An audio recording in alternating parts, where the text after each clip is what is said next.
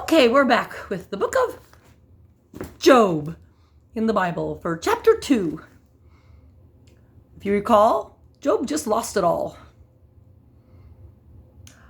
On another day, the angels came to present themselves before the Lord, and Satan also came with them. Man, he likes to follow those angels around, doesn't he? That's interesting.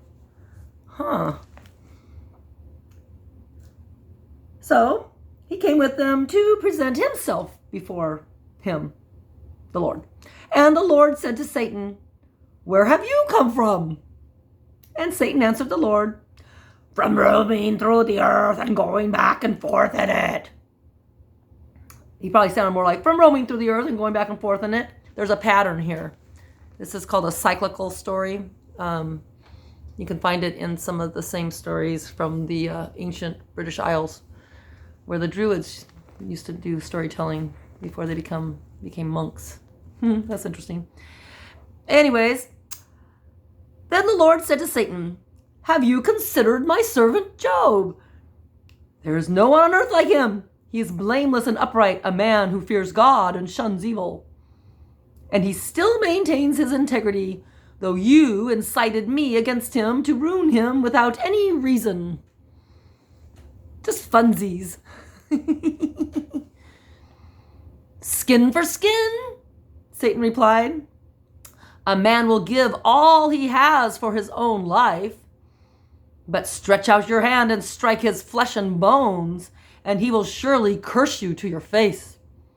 The Lord said to Satan, "Very well then, he is in your hands, but you must spare his life." Well, they just want to torture him, huh? They want to torture Job and play with. He's like almost like a cat, batting around a little mouse for a while there. Yeah. Okay. So Satan went out from the presence of the Lord and afflicted Job with painful sores from the soles of his feet to the top of his head. Then Job took a piece of broken pottery and scraped himself with it as he sat among the ashes. Because, that's always a really sanitary thing to do. I mean, I have a friend who's got sores all over her body, and she has to pick at the scabs. At least she does a lot. I mean, I don't know, but she's a picky woman. Yeah. Anyways, she's in a lot of pain. It's painful. And I don't know that she curses God for her condition. I don't know that she blames God for her condition. She just believes it's precancerous. And she just would love to find a remedy, something that'll take the pain away. So she experiments. But I wouldn't recommend taking a broken piece of pottery that's not sanitized and sitting in the ashes. Unless, of course, the pottery was sanitized through a flame, maybe. I don't know. But his wife said to him, here comes the wife, "Are you still holding on to your integrity?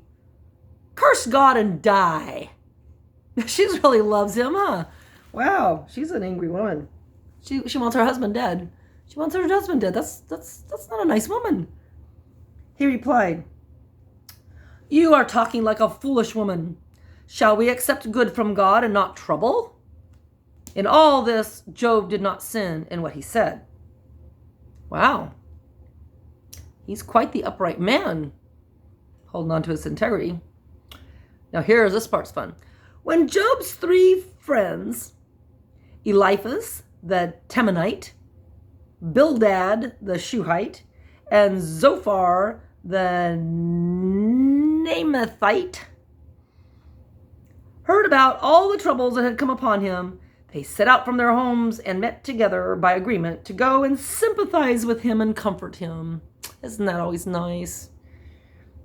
When they saw him from a distance, they could hardly recognize him, like a stranger. And they began to weep aloud, and they tore their robes and sprinkled dust on their heads.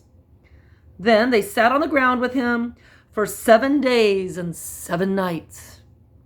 No one said a word to him because they saw how great his suffering was. Wow.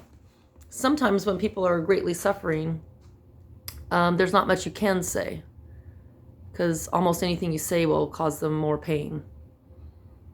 I know this. I've greatly suffered and have been abandoned and left to suffer alone, and been close to death with no one really there, and it's scary, and it's not loving, but hey, that's what happens. So finally, I'm going to go back to this here. Chapter 3. Let's just move along into chapter 3, and then I'll take another break, go into chapter 4. No, I think I'll stop here.